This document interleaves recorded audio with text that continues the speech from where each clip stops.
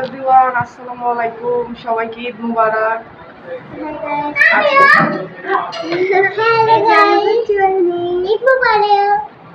আজকে ওরা দুইজন হচ্ছে হলুদ হলুদ ম্যাচ করে পড়ছে, আর আমি আর স্নেহা হচ্ছে একই ড্রেস ম্যাচ করে পড়ছি। স্নেহা আসতেছি একটু পর।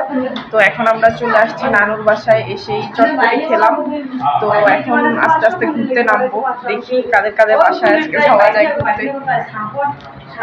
তো আমরা বেরিয়ে পড়লাম অ্যান্ড বেরিয়ে ডিসিশন নিচ্ছিলাম যে কাদের বাসায় আগে যাওয়া যায়। আমরা প্রত্যেকবারই যাই। তো ফার্স্ট একটা নানুদের বাসায় চলে আসছি। এখানে এসে ফার্স্টে একটু বাতাস খাচ্ছিলাম, ঠান্ডা বাতাস। এসে হাঁপিয়ে গেছি যেহেতু অনেক রোদ ছিল বাহিরে।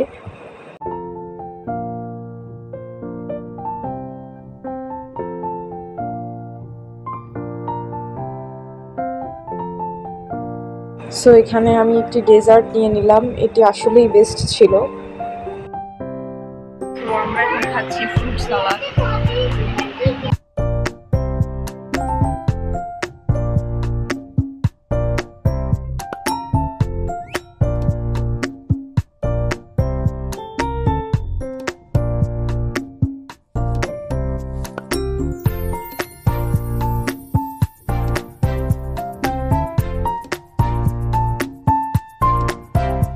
আমরা এখন চলে আসছি আকি খালামণিদের বিল্ডিং এ।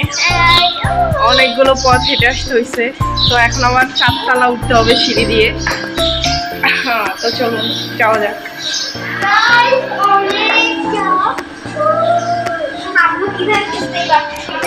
অবশেষে 4 তলা বেয়ে উঠেই পড়লাম আকি খালামণিদের বাসায়।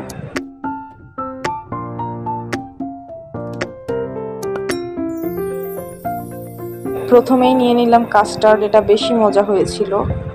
এরপর নিয়ে নিলাম আমার প্রিয় ঝাল ঝাল হালিম। তো গাইস, এখন আমরা আকি খালামণিদের বাসা থেকে বের হয়ে গেছি। এখন বাজে 3টা 12। আমি তাদের বাসায় হালকা একটু ঘুমাইছি। এই যে রেডি হয়ে গেছে আকি খালামণি। তো এখন আমাদের বাসার দিকে যাচ্ছি ওনাকে নিয়ে। বাসায় ঢুকেই দেখি বাসা ভরপুর মেহমানে। এদিকে আবার বাচ্চারা বসে মোবাইলে গেমস খেলছিল। তো এরপর আম্মুকে সাথে নিয়ে আবার আরেকটি বাসায় ঘুরতে চলে আসলাম। স্নেহারা আবার অন্য কোথায় জানি গেছে ঘুরতে, এখনও গেছে কিনা সেটা জানি না। তবে ওরা বাসায় আছে দেখলাম, রেডি হচ্ছে কোথায় যাওয়ার জন্য। আমি ওদের সাথে যাব না, আমি বলছি আমার টায়ার্ড লাগতেছে, তাই আমি আম্মুর সাথে মামির সাথে ঘুরতে বেরোইছি। সো গাইস, এখন আমি বাসায় চলে আসছি। এখন বাজে হয়েছে 5টা 50। এর আগে আর কয়েকটা বাসা ঘুরতে গেছিলাম। আর স্নেহা হচ্ছে আকি খালামণি আর ওর ফ্রেন্ডকে সাথে নিয়ে কোথায় গেছে জানি।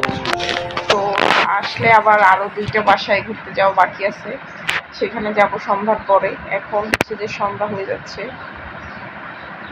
আমি আসলে ভাবছিলাম যে স্নেহারা হয়তো কাছাকাছি কোথাও ঘুরতে গেছে। এখন দেখি আমাকে ওরা ছবি পাঠাচ্ছে যে ওরা রেস্টুরেন্টে ঘুরতে গেছিল, ওইখানে গিয়ে চিকেন ফ্রাই আর কোল্ড কফি খেয়েছে।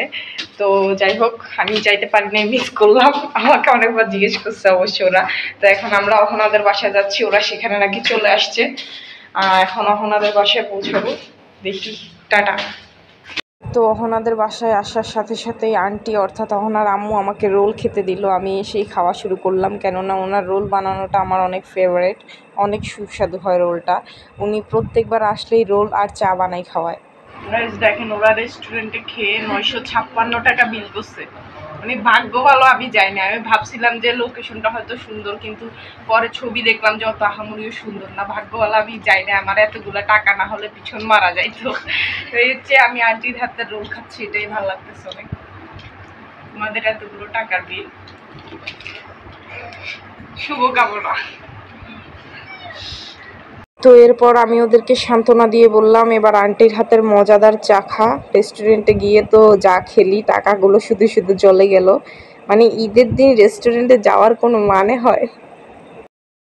গাইস, এখন বাজে হয়েছে 10টা 38। আজকে আমাদের ব্লগটা এখানেই সমাপ্তি করতেছি। আজকের ব্লগটা খুব বেশি বাড়াবো না। সবাইকে ঈদ মোবারক জানিয়ে আজকে আমাদের ব্লগ এখানেই শেষ করতেছি। আল্লাহ হাফেজ, ঈদ মোবারক সবাইকে।